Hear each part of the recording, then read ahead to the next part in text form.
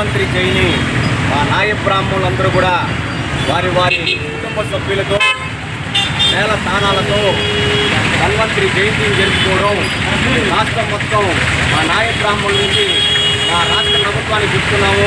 ఇది ఖచ్చితంగా జీవోని విడుదల చేయాలి, ఇది రాష్ట్ర పండుగగా గుర్తించాలి.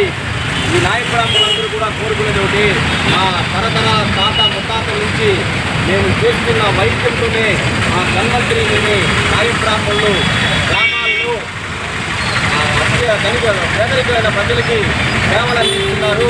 అదేవిధంగా మా గృహవృత్తుల్లో మంగళ షాపుల్లో గౌరవశాలలో కూడా ట్రైనింగ్లు కటింగ్లు చేసి నాయ బ్రాహ్మణులు ప్రజలకు దగ్గరగా ఉన్న నాయ బ్రాహ్మణులు పొలంలో పుట్టడం ఆ పూర్వజన్మ పుణ్యంలో. అదేవిధంగా ఈరోజు భజన మందిరం గాంధీ రోడ్లో తిరుపతి నగర నాయ బ్రాహ్మణ సేవా సంఘం అధ్యక్షులు, సెక్రటరీలు, జాయింట్ సెక్రటరీలు, కమిటీ మెంబర్లు మేమందరం కూడా ఇక్కడ ఈ బీజేపీ రాష్ట్ర అధ్యక్షులు బివిఎన్ మాధవ్ గారు, మా నాయ బ్రాహ్మణ కమ్యూనిటీకి చెందిన తిరుమల తిరుపతి దేవస్థానం బోర్డు మెంబర్లు నరేష్ గారు, అదేవిధంగా పాలకమండలి సభ్యులు భానుప్రకాష్ రెడ్డి గారు, జిల్లా అధ్యక్షులు సామంతి శ్రీనివాస్ గారు, బిఎంఎస్ జిల్లా అధ్యక్షులు ఆర్ఎస్ సతీష్ కుమార్ గారు ఈరోజు మా పూజా కార్యక్రమానికి ముఖ్య అతిథిగా విచ్చేశారు. ఇది మాది 1921లో ఈ గుడి మా నాయ బ్రాహ్మణులది.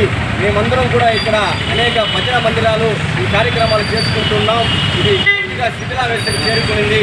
దీన్ని తిరుమల తిరుపతి దేవస్థానం చైర్మన్ గారి దృష్టికి తీసుకెళ్తాము.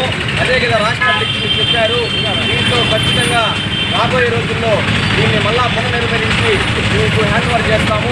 మీరు కూడా ఇక్కడ నాదస్వర కచేరీలు చేసుకోవాలని చెప్పడం జరిగింది. ఆ నాయ బ్రాహ్మణుల తర్వాత నుంచి అర్థం తెలుపుతూ ఈ ధన్వంతరి జయంతిని ప్రతి సంవత్సరం తిరుపతిలో అట్టహాసంగా జరుపుతాం. మా నాయ బ్రాహ్మణ మహిళలందరికీ కూడా ఈరోజు చీరల పంపిణీ చేయడం జరిగింది. నాయ బ్రాహ్మణ ఐక్యత! నాయ బ్రాహ్మణ ఐక్యత!